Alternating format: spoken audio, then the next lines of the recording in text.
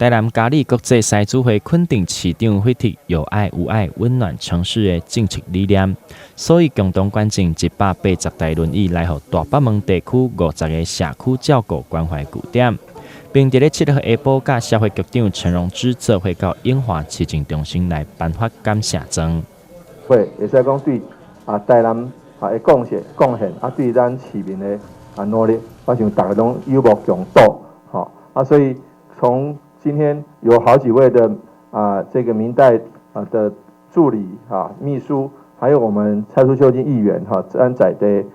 这类议员，大家都纷纷肯定咱嘉义狮子会大家各位会兄会社甲领导师友的贡献，我非常感谢。这摆所捐赠的轮椅是透过阿鲁米来制成，所以规只的重量大约是13公斤左右，让民众咧使用的方面增加经济便利性。这边所捐赠的是离心铝合金的材料制造起来的轮椅，这180台全部拢是台湾的工厂制造的。这轮椅真轻，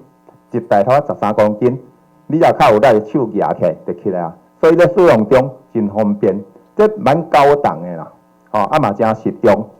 阮今日遮做捐赠就是安尼呢，阮透过咱市政府的这种麻烦市政府甲阮安排，甲这物件送去较大台南市的偏远地区有需要所用到的人遐，会当做好着较侪人。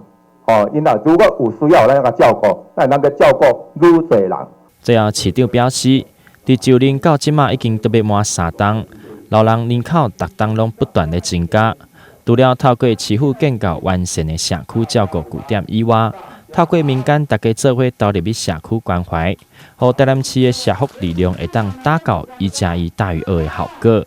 台南新闻刘品言采访报道。